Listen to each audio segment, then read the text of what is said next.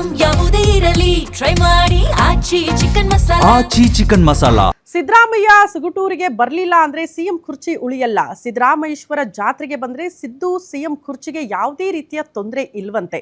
ಶಿಡ್ಲಘಟ್ಟ ತಾಲೂಕಿನ ಸುಗುಟೂರು ಗ್ರಾಮದ ಹಾಲು ಮತಸ್ಥರ ನಂಬಿಕೆ ಇದಾಗಿದ್ದು, ಸುಗುಟೂರಿಗೆ ಬಂದು ಹೋದ ತಕ್ಷಣ ಸಿಎಂ ಆಗಿದ್ರಂತೆ ಸಿದ್ದರಾಮಯ್ಯನವರು. ಹಾಗಾಗಿ ಇಲ್ಲಿ ಮತ್ತೆ ಬಂದ್ರೆ ಆ ಸಿಎಂ ಸ್ಥಾನ ಗಟ್ಟಿಯಾಗಿರುತ್ತೆ ಅನ್ನುವಂಥ ನಂಬಿಕೆ ಆ ಗ್ರಾಮಸ್ಥರಲ್ಲಿದೆ. ಸದ್ಯ ಸುಗುಟೂರು ಗ್ರಾಮದಲ್ಲಿ ಸಿಎಂ ಆಗಮನಕ್ಕಾಗಿ ಎಲ್ಲಾ ರೀತಿಯ ಸಿದ್ಧತೆಗಳಾಗಿದ್ದು, ಸುಗುಟೂರು ಗ್ರಾಮದಲ್ಲಿ ಸಿದ್ದರಾಮಯ್ಯ ಬ್ಯಾನರ್ಸ್ ರಾರಾಜಿಸ್ತಾ ಇದೆ. 1 ಲಕ್ಷ ಜನ ಕುರುಬ ಸಮುದಾಯದ ಜನ ಸೇರುವ ನಿರೀಕ್ಷೆ ಇದೆಯಂತೆ. ಸಿದ್ದರಾಮಯ್ಯನವರ ಕಾರ್ಯಕ್ರಮದಲ್ಲಿ ಗ್ರಾಮವನ್ನ ತಳಿರು ತೋರಣಗಳಿಂದ ಸಿಂಗಾರ ಕೂಡ ಮಾಡಿದ್ದಾರೆ ಗ್ರಾಮಸ್ಥರು. ಚಿಕ್ಕಬಳ್ಳಾಪುರ ಜಿಲ್ಲೆಯ ಶಿಡ್ಲಘಟ್ಟ ತಾಲೂಕಿನ ಸುಗುಟೂರು ಗ್ರಾಮದಲ್ಲಿ ಸಿದ್ಧತೆಯಾಗಿದ್ದು, ಸುಗುಟೂರು ಗ್ರಾಮದಲ್ಲಿ ಭರ್ಜರಿ ಬಾಡೂಟದ ಆಯೋಜನೆ ಕೂಡ ಆಗಿದೆ.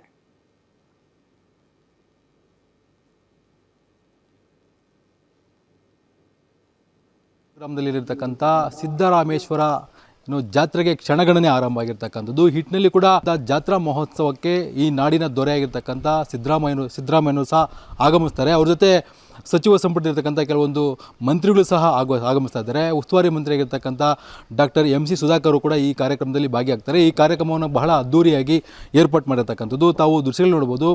ಎಲ್ಲರೂ ಕೂಡ ಅವ್ರ ಜೊತೆ ಬರ್ತಕ್ಕಂಥ ಕಾರ್ಯಕರ್ತರು, ಅವರ ಅಭಿಮಾನಿಗಳು ಸಹ ಬಂದು ಇಲ್ಲಿ ಒಂದು ಭೋಜನವನ್ನು ಸವಿತಕ್ಕಂಥ ಎಲ್ಲ ಕೂಡ ಏರ್ಪಾಟ್ ಮಾಡ್ಕೊಂಡಿದ್ದಾರೆ. ಯಾಕಂದರೆ ಈ ಗ್ರಾಮದಲ್ಲಿ ಸುಮಾರು 8 ವರ್ಷಗಳ ಕಳೆದ ಬಳಿಕ ಈಗ ಒಂದು ವಿಶೇಷವಾಗಿರ್ತಕ್ಕಂಥ ಒಂದು ಸಿದ್ದರಾಮೇಶ್ವರ ಜಾತ್ರಾ ಮಹೋತ್ಸವವನ್ನು ಹಮ್ಮಿಕೊಂಡಿರ್ತಕ್ಕಂಥದ್ದು. ಈ ಹಿನ್ನೆಲೆಯಲ್ಲಿ ಕೂಡ ಸಾಕಷ್ಟು ಜನ, ನಾಳೆ ಒಂದು 40,000 ರಿಂದ 50,000 ಜನ ಕುರುಬ ಸಮುದಾಯದ ಮುಖಂಡರುಗಳು, ಕಾರ್ಯಕರ್ತರು, ಅಭಿಮಾನಿಗಳು ಇಲ್ಲಿ ಬಂದು ಇಲ್ಲಿ ಭಾಗವಹಿಸ್ತಾರೆ.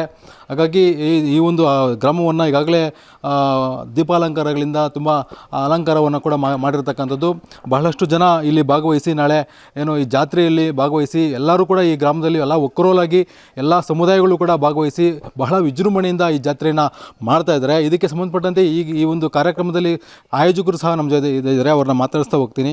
ನಾಗೇಶ್ ಅಂತ ಅವರು. ಸರ್, ಈಗ ಸಿದ್ದರಾಮೇಶ್ವರ ದೇವಸ್ಥಾನ, ನಾನು ಸಿದ್ದರಾಮೋತ್ಸವ ದೇವ ಅಂದ್ಕೊಂಡಿದ್ದೆ, ಬಟ್ ನೀವು ಹೇಳ್ತಾ ಇದ್ರಿ ಸಿದ್ದರಾಮೇಶ್ವರ ಜಾತ್ರಾ ಮಹೋತ್ಸವ ಅಂತೇಳಿ. ಈಗ ಏನು ಸರ್ ಈ ಜಾತ್ರೆದ ವಿಶೇಷತೆ ಏನಿದೆ ಅಂತೇಳಿ? ಸರ್, ಈ ಜಾತ್ರೆ ವಿಶೇಷತೆ ಏನು ಅಂತಂದರೆ, ಈ ನಮ್ಮ ಗ್ರಾಮ ಬಂದು ಮೂಲ ಹೆಸರು ಚುಕ್ಕಟೂರು ಅಂತ. ನಮ್ಮ ಚೋಳರ ರಾಜಧಾನಿ ಆಗಿದ್ದಂತಹ ಗ್ರಾಮ ಇದು ಚುಕ್ಕಟೂರು ಅಂತ.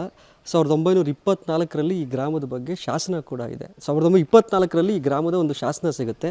ದೆಹಲಿಯ ಪುರಾತತ್ವ ಇಲಾಖೆಯ ಮ್ಯೂಸಿಯಂನಲ್ಲಿ ಆ ಶಾಸನವನ್ನು ಇವತ್ತು ಕೂಡ ಸಂರಕ್ಷಿಸಿ ಇಟ್ಟಿದ್ದಾರೆ. ಅದನ್ನು ಕೂಡ ನಾವು ನೋಡ್ಬೋದು ದಾಖಲೆಗಳಲ್ಲಿ. ಇತಿಹಾಸದ ದಾಖಲೆಗಳು ಕೆದಕ್ತಾ ಹೋದರೆ ಚೋಳರಿಗೆ ಗಂಗರ ಕಾಲದಲ್ಲಿ ರಾಜಧಾನಿಯಾಗಿದ್ದಂತಹ ಗ್ರಾಮ ನಮ್ಮದು. ಆಗಿನ ಕಾಲಕ್ಕೆ ಸುಮಾರು ಗ್ರಾಮದ ಸುತ್ತಲೂ 10ಕ್ಕೂ ಹೆಚ್ಚು ಶಾಸನಗಳು ನಮ್ಮ ಹತ್ರ ಇದ್ದಾವೆ. ಇವತ್ತಿಗೂ ಕೂಡ ಅದನ್ನು ಸಂರಕ್ಷಿಸಿ ಇಟ್ಟಿದ್ದೀವಿ. ಸರ್ಕಾರ ಕೂಡ ಅದಕ್ಕೆ ತಕ್ಕ ಕಾಲಕ್ಕೆ ಸಂರಕ್ಷಣೆ ಮಾಡಲಿಕ್ಕೆ ಏನೇನೆಲ್ಲ ಮಾಡ್ಬೋದು ಅದನ್ನೆಲ್ಲ ಮಾಡ್ತಾ ಇದ್ದಾರೆ. ಅದನ್ನು ಕೂಡ ಕೊಟ್ಟಿದ್ದಾರೆ. ಸುಮಾರು 4 ಅಡಿ ಅಗಲದ 8 ಅಡಿ ಉದ್ದದ 3 ಶಾಸನಗಳು ಗ್ರಾಮದ ಸುತ್ತೂ ಇರೋಂಥ ಕೂಡ ನಾವು ನೋಡ್ಬೋದು.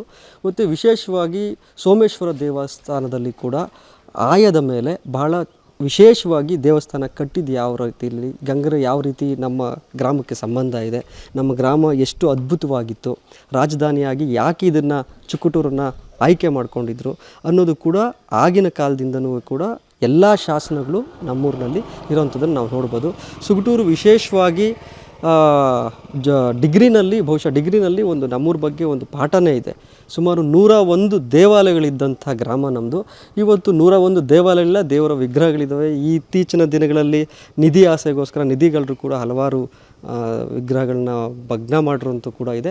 ಆದರೆ ಆದಷ್ಟು ಕೂಡ ಕಳೆದ 10 ವರ್ಷಗಳಿಂದ ಅಂತ ಹೇಳ್ಬೇಕಾದ್ರೆ, ಕಳೆದ 10-12 ವರ್ಷಗಳಿಂದ ಎಲ್ಲ ಶಾಸನಗಳು ಏನಿದ್ದಾವೆ, ಎಲ್ಲ ದೇವರ ವಿಗ್ರಹಗಳು ಗ್ರಾಮ ಸುತ್ತು ಇರೋಂಥದ್ದು ಎಲ್ಲವನ್ನೂ ಕೂಡ ಸಂರಕ್ಷಣೆ ಮಾಡೋವಂಥ ಕೆಲಸ ಪಂಚಾಯಿತಿ ಇರ್ಬೋದು, ತಾಲೂಕು ಆಡಳಿತ ಇರ್ಬೋದು, ಎಲ್ಲರೂ ಕೂಡ ಸಹಕಾರದಲ್ಲಿ ನಡೀತಾ ಇದೆ ಸರ್.